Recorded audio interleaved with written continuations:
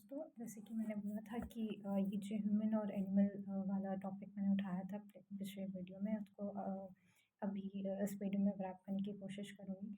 तो यस, मैं वही कह रही थी कि ये प्लैनेट भगवान ने सारे क्रिएचर्स को मिलजुल कर रहने के लिए बनाया, कोएग्जिस्ट होकर रहने के लिए बनाया है। चीज़ें थोड़ी आउट ऑफ कंट्रोल हो गई हैं क्योंकि डॉग्स एक ऐसी स्पीशी बोल सकते हैं जो ह्यूमंस के बहुत क्लोज हैं।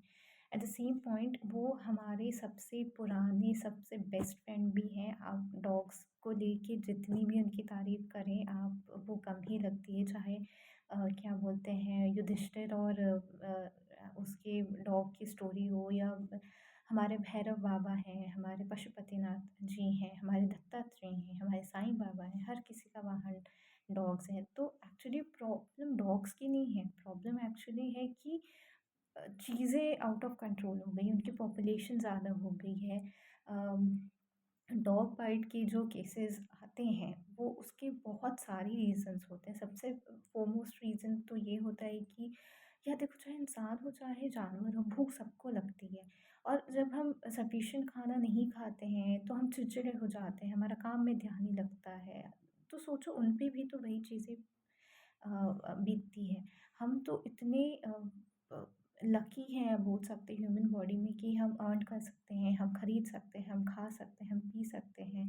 हमने अपनी सहूलियत के लिए हमने कार बना ली, एसी बना ली, कूलर बना ली। वो एज़ इट इज़ नेचर पे डिपेंडेंट है। आपको मैं ये भी बता दूँ कि ऐसा कहा जाता है, कहीं न कहीं की थ्योरी है कि डॉग्स जो हैं वो वुल्फ से इवॉल्व हुए हैं। So that means they were hunters. वो हंट करके खाना उन्हें आता था। वो इंसानों पे इतने डिपेंडेंट क्यों हो गए? क्योंकि हमने उनको डिपेंडेंट बना दिया। हम जंगल काटते गए, काटते गए, काटते गए। हम घर बनाते गए, बनाते गए, बनाते गए।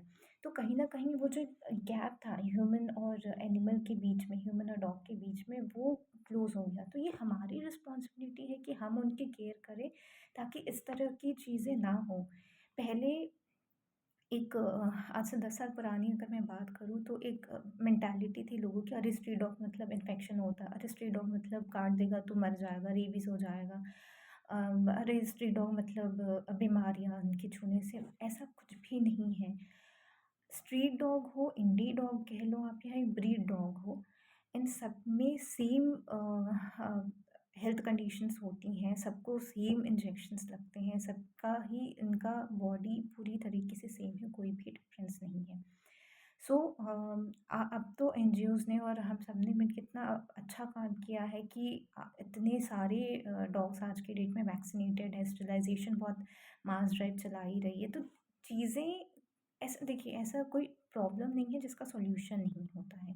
ये चीज़ तो हम सबको पता है, चाहे वो बात करके हो, चाहे वो आप क्या बोलते हैं, कोई एग्ज़ाम लिख रहे हो तो उसका अगर आपके पेपर्स क्लियर नहीं हो रहे हैं तो अ, उसका सॉल्यूशन नहीं है, या लाइफ़ की कोई भी प्रॉब्लम हो, ऐसा नहीं है कि उनका कोई सॉल्यूशन नहीं होता है।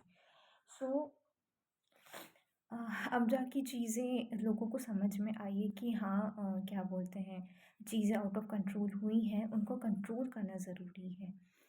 और बस वही है कि हम तो अपना काम कर ही रहे हैं। मैं चाहूँगी आप लोग भी अपने आसपास के एरिया, नगर निगम हर सिटी में होती है, वहाँ पे क्या बोलते हैं, स्टरलाइज़ेशन करवाया जा रहा है। जब वो रेबीज़ का वैक्सीनेशन करवा के ही छोड़ते हैं। तो आप ज़्यादा से ज़्यादा अपने आसपास के जो भी एनिमल्स हैं उनकी केयर करें, उन्हें रेबीज़ का वैक्सीनेशन लगवाएँ, उन्हें स्टरलाइज़ेशन के लिए भेजें, है ना? अगर चोट लग जाती है उन्हें, या ऐसे कोई इंसिडेंट होता है, तो प्लीज़ अपने आसपास के डॉक्टर्स को कंसल्ट करें, उनके पास उन्हें ट्रीटमेंट करवाएँ, उन्हें प्रॉपर खाना दें। और सबसे इम्पोर्टेंट है, अगर आपके घर में छोटे बच्चे हैं ना, उन्हें अभी से उनके साथ इंटरैक्शन करना सिखाएँ। जो डॉग बाइट के केसेस होते भी हैं ना, मुझे लगता है कि एक बहुत इम्पोर्टेंट रीज़न ये है कि उन्हें ह्यूमन टच नहीं मिला होता है। अगर आप किसी पपी को अ, उसे अगर बचपन से ह्यूमन टच मिला होता है तो वो एक ना फ्रेंडली नेचर आपको शो करता है, वो आपसे डरेगा नहीं।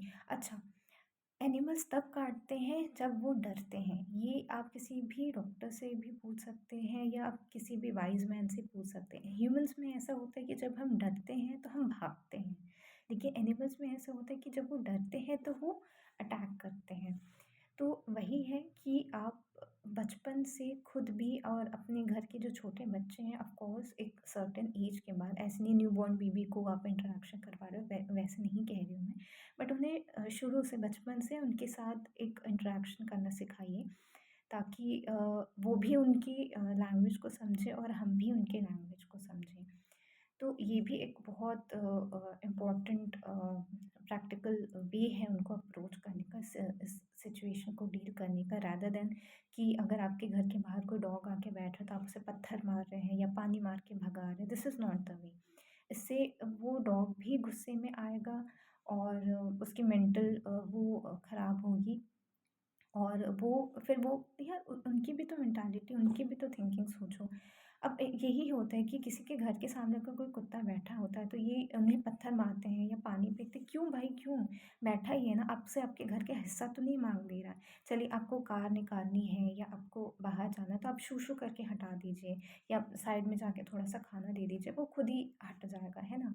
तो इस तरीके की प्रैक्टिकल चीज़ें करनी पड़ेंगी, समझना पड़ेगा, तभी हम ह्यूमन्स और ये जो डॉग का कॉन्फ्लिक्ट है ये रिजॉल्व हो पाएगा, हम कोएग्जिस्ट कर पाएंगे उनके साथ।